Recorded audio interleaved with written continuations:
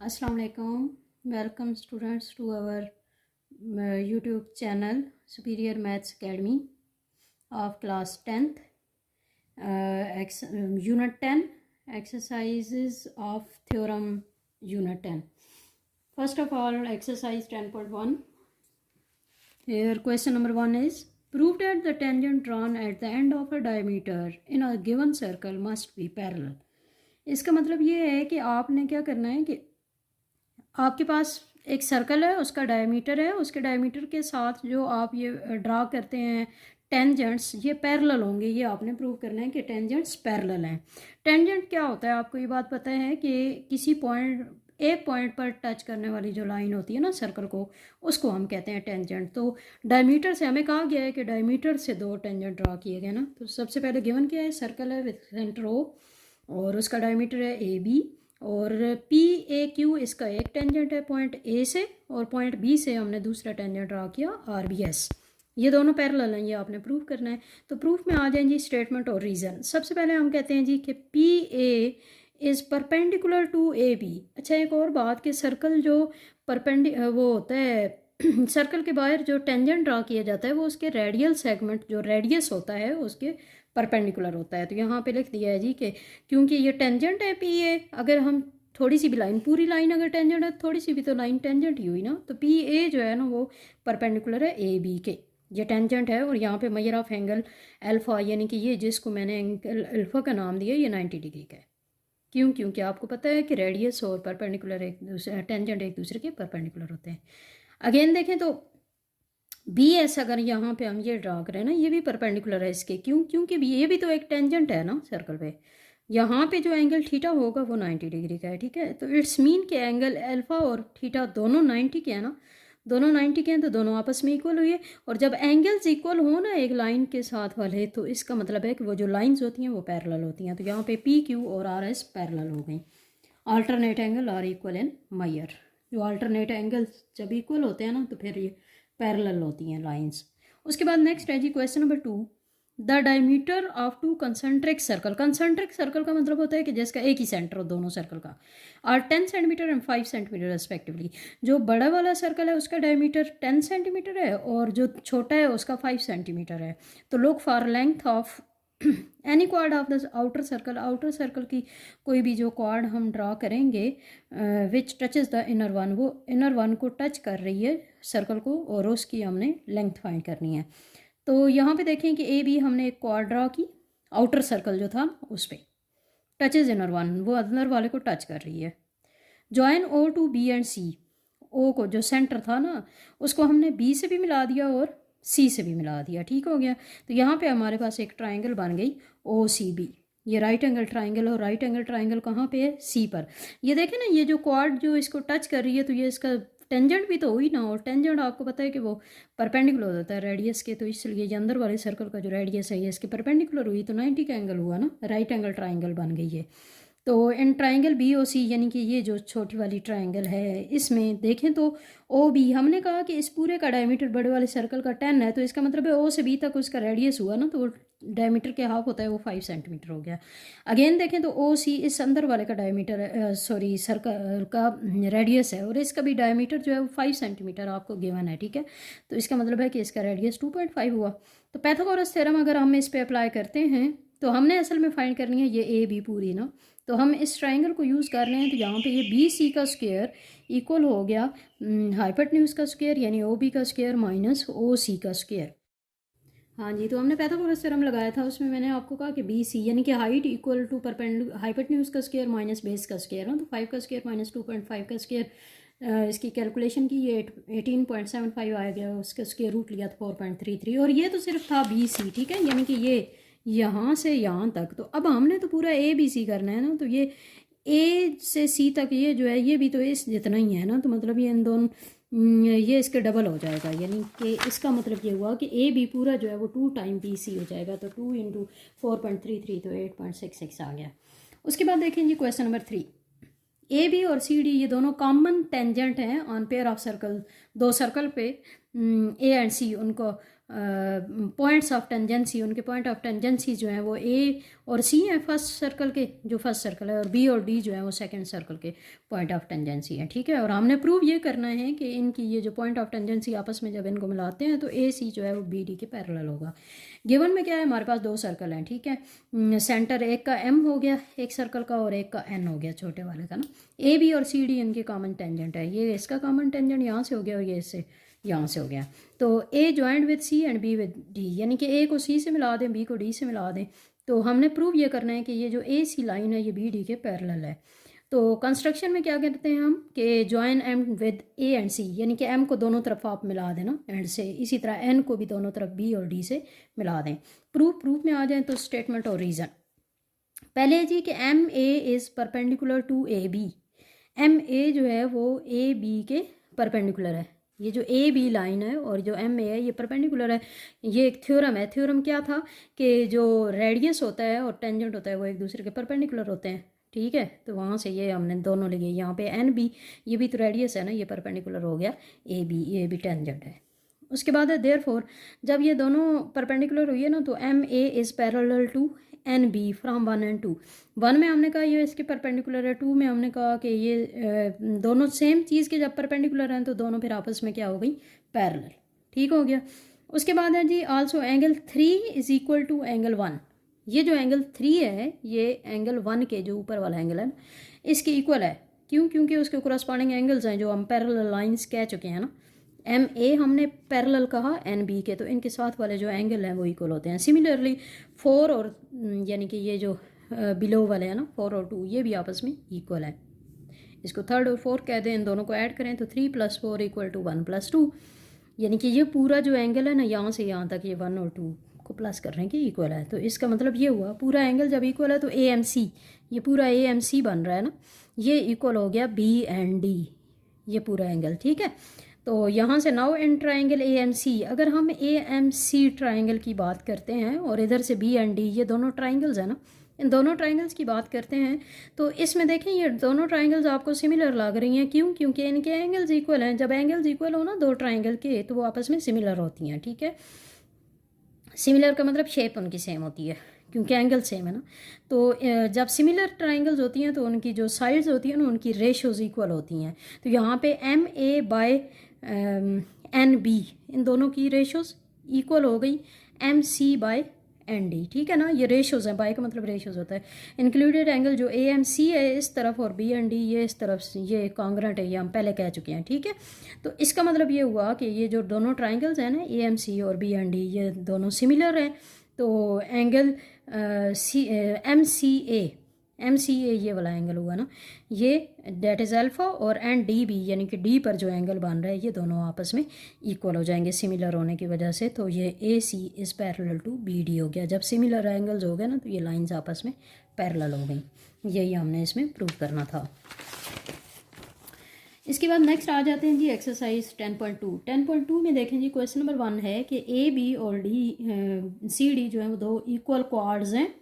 A B और C D ये दोनों क्वाड्स हैं in a circle with center O, जिस ऐसे सर्कल का जिसके सेंटर ओ है।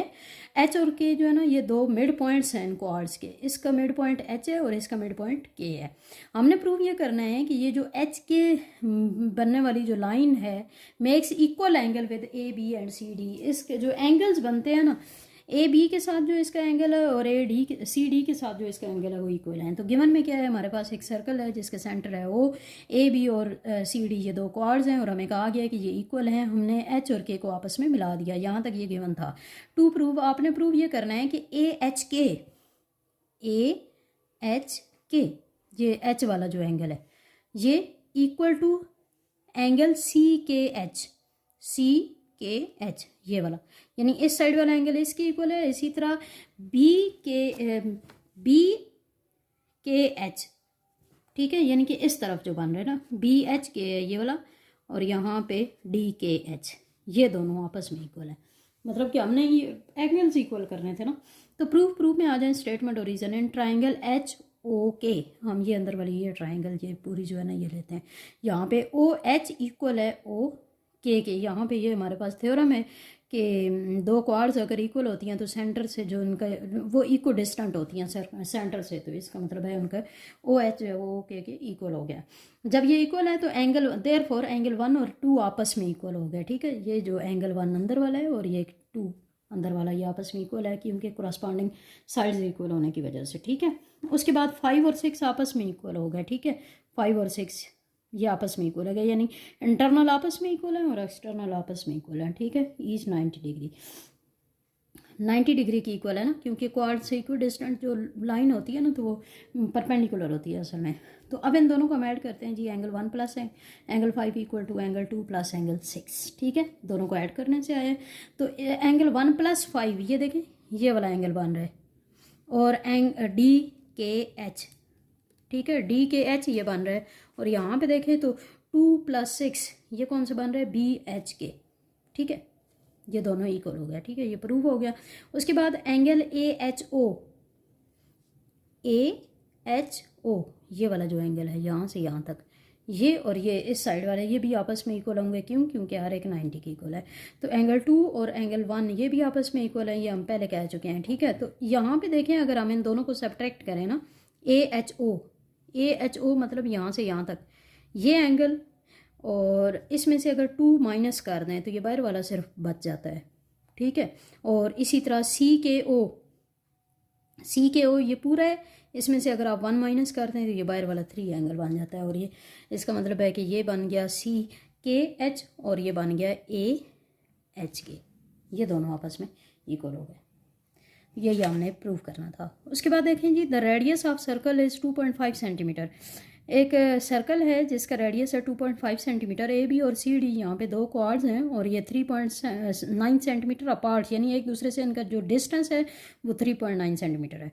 इफ़ जो क्वाड ए बी है वो इक्वल है 1.4 सेंटीमीटर के, तो हम दूसरी जो क्वाड है उसको मेजर करते हैं। तो गिवन में क्या है जी, हमारे पास एक सर्कल है जिसका सेंटर है ओ, तो O B equal to O C और सेंटर से बाउंड्री तक डिस्टेंस जिसको रेडियस कहते हैं। तो रेडियस एक सर्कल के सारे इक्वल होते हैं, तो इसलिए हम कहते हैं जी ओ सी और ओ बी ये दोनों इक्वल हैं और वो इक्वल हैं 2.5 सेंटीमीटर की, ये हमें गिवन था ना। तो एंगल इसी तरह साइड जो ए बी है ना ये वाली जो छोटी क्वाड है ये 1.4 है और इसी तरह ये जो लाइन है यानी कि इन दोनों का डिस्टेंस आपस में ये 3.9 सेंटीमीटर ये हमें गिवन था। यहाँ तक हमने प्रूव क्या करना है, हमने सी डी जो क्वाड है इसकी मेजरमेंट करनी है। कंस्ट्रक्शन जो हम खुद से काम करेंगे ओ को हम मिला देते हैं जी इधर बी से और इधर सी से। प्रूफ में आ जाए, प्रूफ में स्टेटमेंट और reason. In triangle O E B ये वाली जो ट्राइंगल है इसकी बात करें तो यहाँ पे ओ बी हमें 2.5 सेंटीमीटर गिवन है और ई बी यहाँ से यहाँ तक ये ए बी पूरे की लेंथ हमें 1.4 गिवन है, तो ई बी इसका हाफ हुआ ना, तो ई बी कितना हो जाएगा 0.7 सेंटीमीटर। ये दोनों हो गए। जब दोनों हो गए तो तीसरी साइड हम पाइथागोरस थ्योरम यूज़ करते हुए फाइंड करते हैं, ठीक है। तो ओ ई का स्क्वायर इक्वल हो जाएगा ओ बी का स्क्वायर माइनस ई बी का स्क्वायर, यानी ये बेस है और ये हाइपोटेन्यूज है, ये हमने हाइट फाइंड करनी है असल में, ठीक है। तो ये 2.5 का स्क्वायर माइनस 0.7 का स्क्वायर, ये स्क्वायर लेंगे तो ये 5.76, ये तो इसका स्क्वायर आ गया तो इसके रूट लेंगे तो ये 2.4 हो गया, ठीक है। ओ से ई तक। अब हम ओ से एफ तक करते हैं। हमने असल में ये सेंटर वाली लाइन यूज़ करते हुए हमने सी डी फाइंड करना था ना, ठीक है। तो यहाँ पे हमने ओ ई फाइंड कर लिया, अब हम ओ एफ़ कर लेते हैं तो उसके बाद हम ये फाइंड कर लेंगे। तो ये देखें जी ओ एफ़ क्या हो जाएगा, जो ई एफ़ पूरा हमें गिवन था वो 3.9 था, ओ ई उसमें से हमने फाइंड कर लिया 2.4, तो इसका मतलब है 1.5 हो गया ओ एफ़। तो अब हम O C F right angle triangle लेते हैं, तो वहाँ पर भी हमने यही काम करना है कि ओ सी का स्क्वायर माइनस ओ एफ़ का स्क्वायर, ये सी एफ़ के स्क्वायर की इक्वल हो जाएगा। तो यहाँ पे माइनस करें 4 आएगा, ये तो स्क्वायर है, स्क्वायर रूट लें तो ये 2 आ जाएगा, ठीक है। तो हमारे पास आ जाएगा सी एफ़। ये देखें यहाँ से यहाँ तक हमारे पास सी एफ़ आ गया है जो कि कितना है 2 है। हमने तो सी डी फाइंड करना था, एफ़ इसका मिड पॉइंट है ना, यहाँ पर अगर 2 है तो ये भी तो 2 हुआ, दोनों को ऐड करें तो 4 हो जाएगा, या उसको इस तरह से कर लें 2 into C F equal to 2 into 2 equal to 4 हो गया।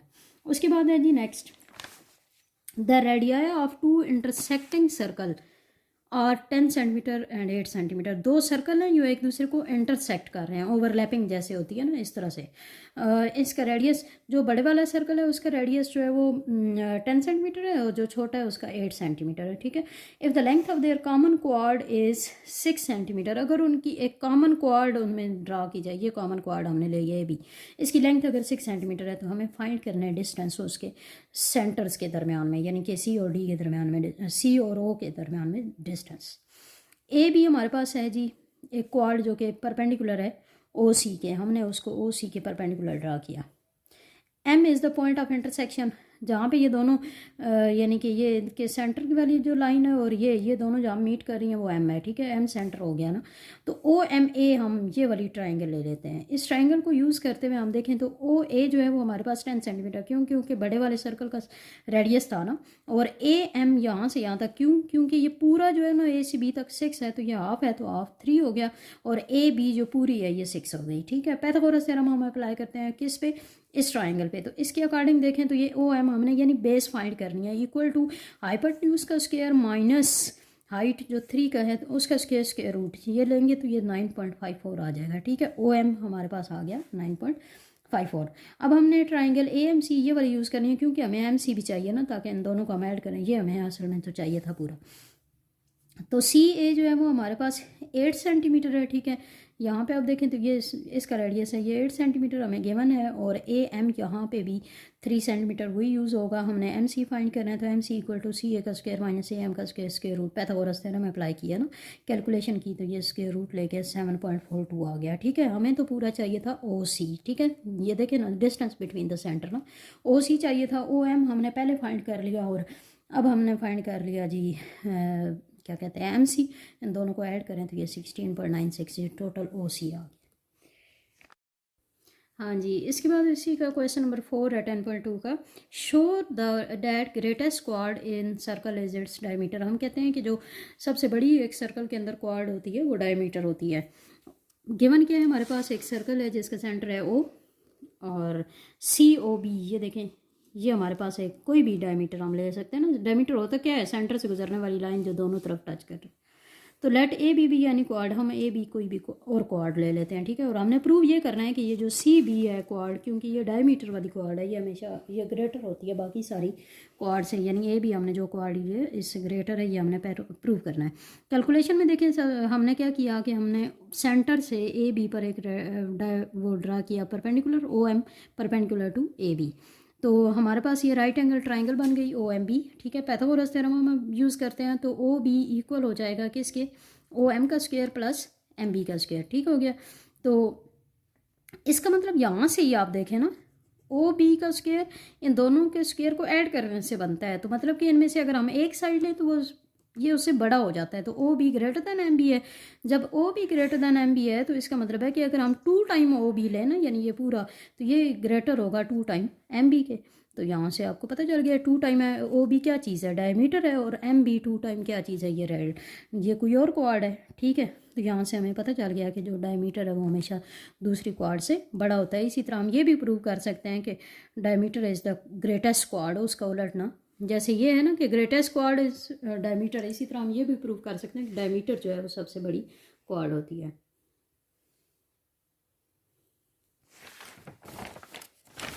इसके बाद आ जाएंगे 10.3 पे।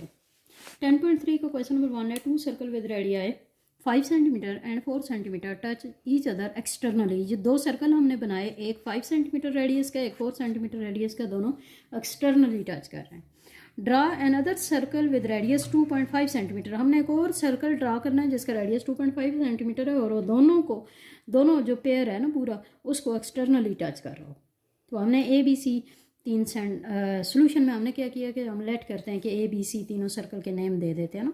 एक का रेडियस 2.1 है, दूसरे R1 है, एक R2 है, एक R3 है, ठीक है। R1 5 सेंटीमीटर हमने लिया, वो हमें गिवन था। R2 जो है 4 सेंटीमीटर, और R3 जो है 2.5 सेंटीमीटर, ठीक है।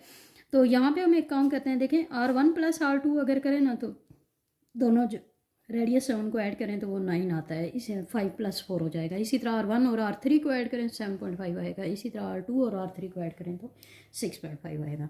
तो स्टेप्स ऑफ कंस्ट्रक्शन में देखें जी, हमने ये ड्रा करने हैं ना तो ड्रा के लिए हमें स्टेप्स ऑफ कंस्ट्रक्शन लिखने होंगे कि हमने किस तरह ड्रा किया। Draw line segment P Q, हमने पहले एक लाइन सेगमेंट ड्रा की, जो बड़े वाले दोनों सर्कल थे उनका रेडियस को ऐड करें तो वो 9 बनता है। हमने पूरी 9 सेंटीमीटर की एक लाइन ड्रा की पी क्यू। हमने पी को सेंटर मानते हुए एक 5 सेंटीमीटर का एक रेडियस का एक सर्कल बना दिया, और इसी तरह क्यू को सेंटर मानते हुए 4 सेंटीमीटर का एक सर्कल बना दिया। तो ये तो हमारे पास 2 सर्कल बन गए जो एक दूसरे को एक्सटर्नली टच कर रहे हैं। ठीक हो गया। अब हमने क्या काम करना है, हमने पी को सेंटर मानते हुए 5 तो उसका अपना रेडियस है, उसके बाद हमें छोटा रेडियस जो सर्कल का आगे है वो 2.5 सेंटीमीटर रेडियस का है, तो इन दोनों को अगर हम ऐड करें तो ये 7.5 सेंटीमीटर। इसका मतलब है हमने पी पर रखते हुए आर्क को, कंपस को हमने एक आर्क लगा दी 7.5 सेंटीमीटर की। इसी तरह क्यू पर रख के हमने, क्योंकि ये 4 और 2.5 जो है वो 6.5 टोटल बनता है, तो क्यू पर रख के हमने 6.5 की आर्क लगाई। वो दोनों आर्क्स जहाँ पे मीट कर गई वो आर्क सेंटर बन गया, तो आर से हमने सर्कल ड्रा कर दिया 2.5 सेंटीमीटर का। और ये जो सर्कल आर है ये ए और बी, सी वाला जो सर्कल है ये और बी दोनों को टच कर रहा है एक्सटर्नली। उसके बाद क्वेश्चन नंबर 2 पे आ जाएं जी। If distance between center of 2 circle is sum और डिफरेंस ऑफ रेडियाई, अगर दो सर्कल के सेंटर का जो डिस्टेंस है वो अगर सम ऑफ रेडियाई या डिफरेंस ऑफ रेडियाई हो तो वो एक दूसरे को टच करते हैं। ठीक है, तो हम सम ऑफ रेडियाई की बात करते हैं ना। स्टेप्स ऑफ कंस्ट्रक्शन जो हमने बनाना है किस तरह बनाया है जी। फिगर 1 में हमने क्या करना है कि हमने 2 सर्कल रहने हैं with O and C as centre. एक का सेंटर है ओ और एक का सेंटर है सी। जो ओ है उसका रेडियस R1 है, और जो जिसका सेंटर सी है उसका रेडियस R2 है। Draw 2 center with N O C, हमने दोनों सेंटर इस तरह से ड्रा किए कि R1 प्लस R2 के इक्वल बन गया। ठीक है, तो ये दोनों सर्कल अगर हम जब प्लस कर रहे हैं ना रेडियस को और वो सेंटर के इक्वल आए तो वो एक्सटर्नली एक दूसरे को टच कर रहे हैं। ये हमने एक थ्योरम भी पढ़ा था। इसी तरह अब सेकंड फिगर में देखें तो हम इसमें माइनस करते हैं दोनों रेडियस को। ठीक है, let 2 circle with O and C as centre with radii, वही R1 और R2 रेडियस के हमने सर्कल ड्रा करने हैं, और इसमें इस तरह से ड्रा करना है कि जो ओ सी है यहाँ से यहाँ तक ये क्या चीज़ है जी, ये डिफरेंस है दोनों रेड।